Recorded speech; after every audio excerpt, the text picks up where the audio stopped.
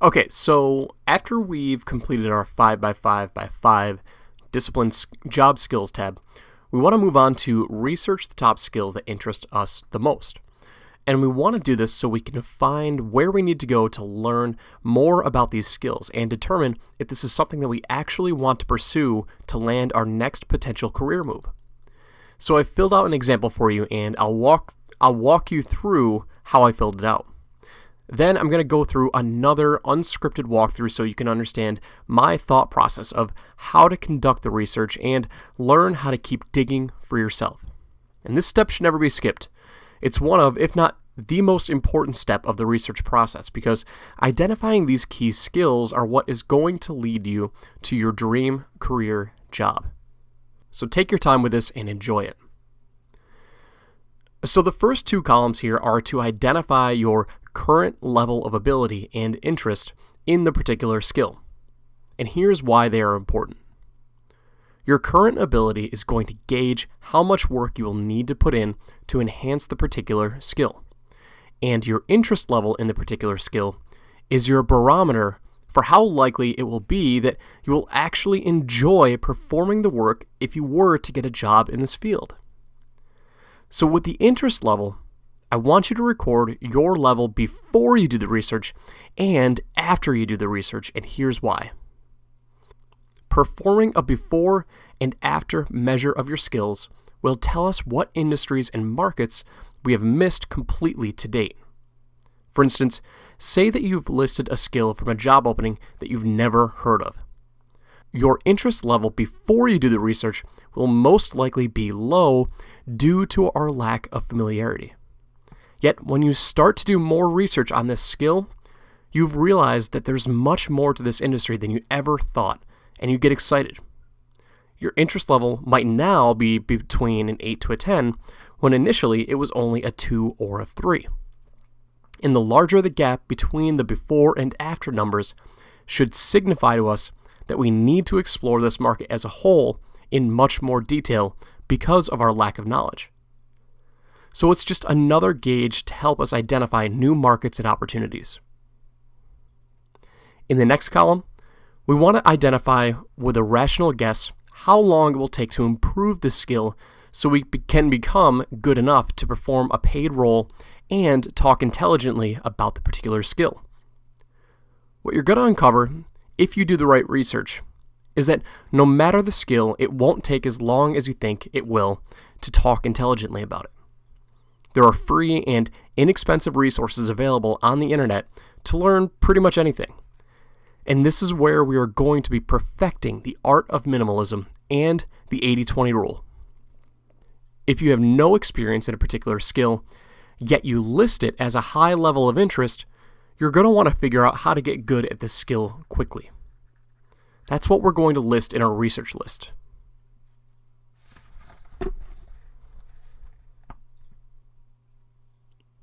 The next column is here to identify if there are any certifications for the particular skill listed.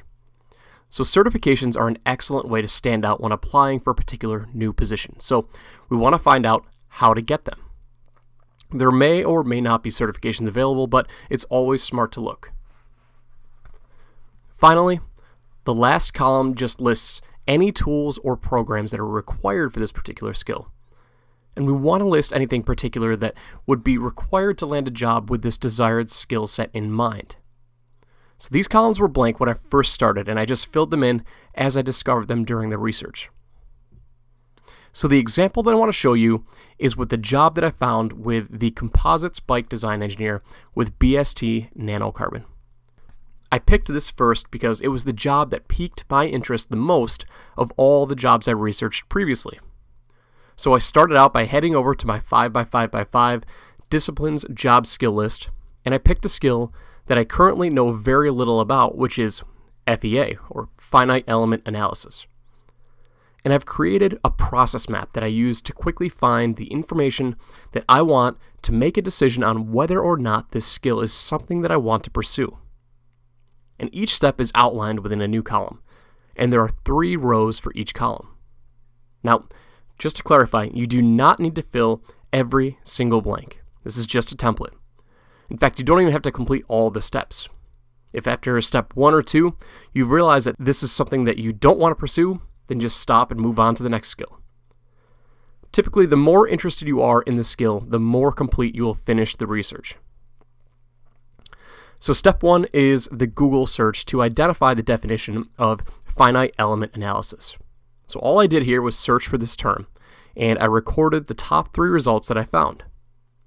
I look under both web articles and videos, and in this example, the best definition that I found was from solidworks.com. And I copied that definition and pasted it under my definition column. I also found 2 video links to reference, one of which was a complete free course on FEA by MIT. That's pretty sweet. So another video was an introductory video explaining what FEA actually was. Okay, so the second step that I do when performing this research is I perform a similar Google search, but I add the word introduction. And the reason I do this is because I want to find articles that give me a quick overview of what I'm looking for.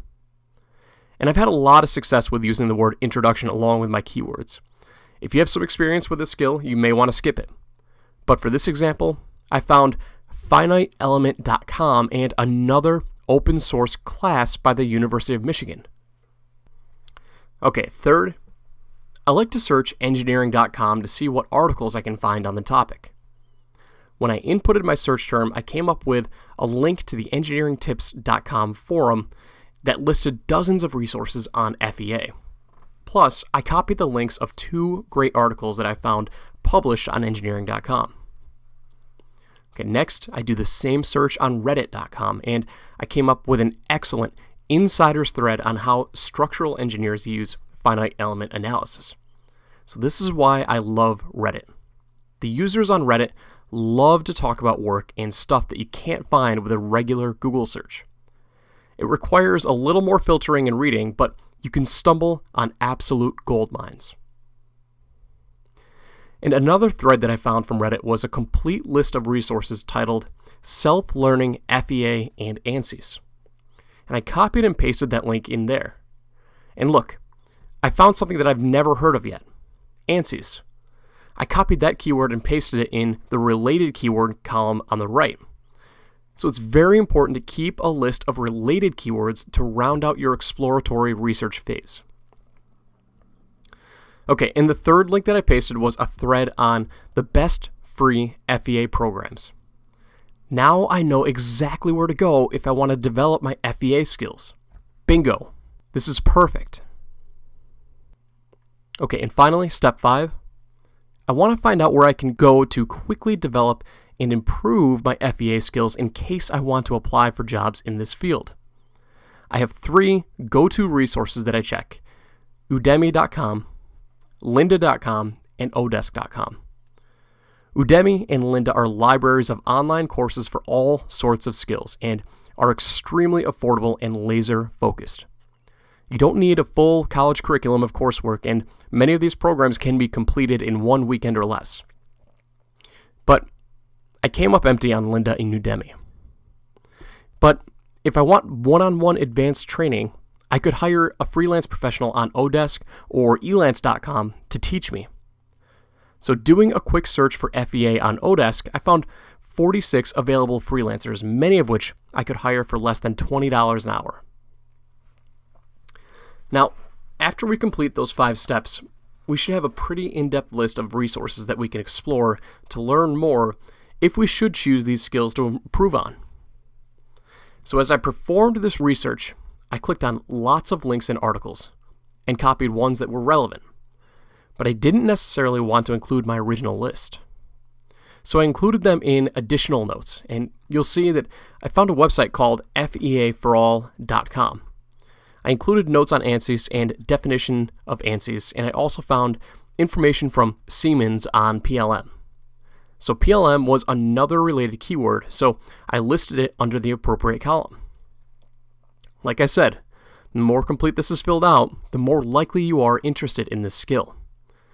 So once I completed my research, I estimated that it would most likely take around 30 to 60 hours to get a grasp on the basics of FEA.